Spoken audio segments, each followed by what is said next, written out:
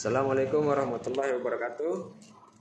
Perkenalkan, nama saya Muhammad Amir dari kelas 5E. Kita akan membahas tentang ekonomi politik. Yang pertama, ada konsep dasar dalam ekonomi politik. Yang pertama ada kekuasaan. Ekonomi politik mempertanyakan siapa yang memegang kekuasaan dalam suatu sistem ekonomi dan bagaimana kekuasaan tersebut digunakan untuk mengatur sumber daya ekonomi. Yang kedua ada sistem ekonomi. Ekonomi politik mempelajari sistem ekonomi seperti kapitalisme, sosialisme, dan ekonomi campuran, dan bagaimana sistem ini mempengaruhi distribusi sumber daya ekonomi.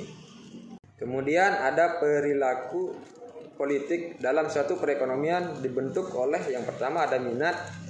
Mereka termasuk kepentingan individu dan kelompok yang mampu menggunakan kekuasaan mereka untuk mempengaruhi kebijakan. Kemudian ada ide. Ide dianggap berpengaruh penting terhadap kebijakan selain kepentingan ekonomi dan politik. Diasumsikan bahwa individu mencari diri sendiri dengan rasional dan bahwa mereka tidak dapat menilai hasil dari semua pilihan yang tersedia bagi mereka.